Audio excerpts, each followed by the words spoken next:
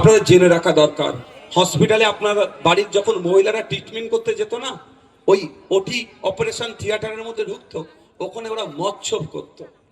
আপনার বাড়ির কোনো মহিলা মারা গেছে, মর্গে লাশ আছে, ওই অপদার্থ অমানুষগুলো ওই মহিলাগুলোর সাথে খারাপ কাজ করত, ভিডিও বানাতো, বিদেশের মার্কেটে বিক্রি করত, আর আপনার বাড়ির মেয়ে তিলোত্তমার প্রতিবাদ করেছিল।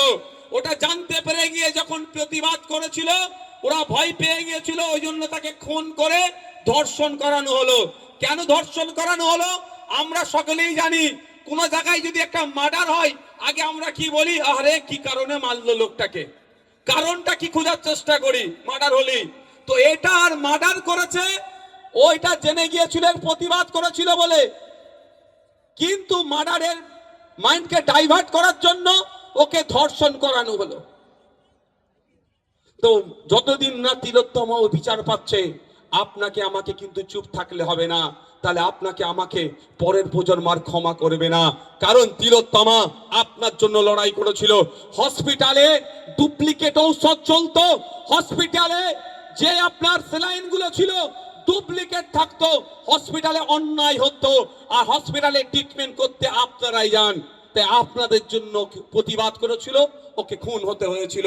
ওর পরিবার যাতে নাই পায়, আপনাকে আমাকে সেই প্রতিবাদ চালিয়ে যেতে হবে। কিন্তু এই প্রসঙ্গে আমি একটা, আজকে নাকি শুনছি শুভেন্দু অধিকারী মহাশয় নাকি বীরভূমে এসেছেন, কোথাও একটা কে পোস্ট করেছে। আমি শুভেন্দু অধিকারী মহাশয় দেখবেন স্টেজে উঠে একটা ডায়লগ আজকে দেবে, কি হিন্দু হিন্দু ভাই ভাই, এই ডায়লগটা দেবে। এতে আমি বলবো একটা কথাই, ও হচ্ছে পাক্কা রাজনৈতিকবিদ। কেন বলছি শুনেন, আমি শুনেছি ওনার আছে, কি বলে ওটাকে, পাম্প আছে। তাহলে পাম্পের সামনে তো লিখে দিতে পারে হিন্দু হিন্দু ভাই ভাই, মুসলমানের জন্য তেল বিক্রি নাই। তখন লিখছে না, মুসলমান ভাইকলাও ঢুকছে তেল ভরছে, মুসলমান হিন্দু ভাইকলাও ঢুকছে তেল ভরছে।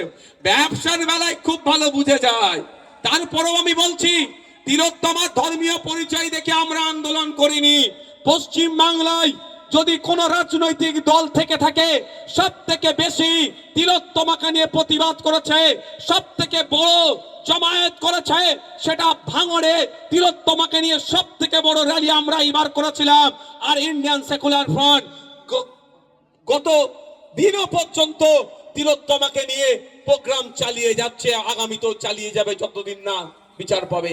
কিন্তু কোনো ধর্ম দেখে আমরা প্রতিবাদ করিনি।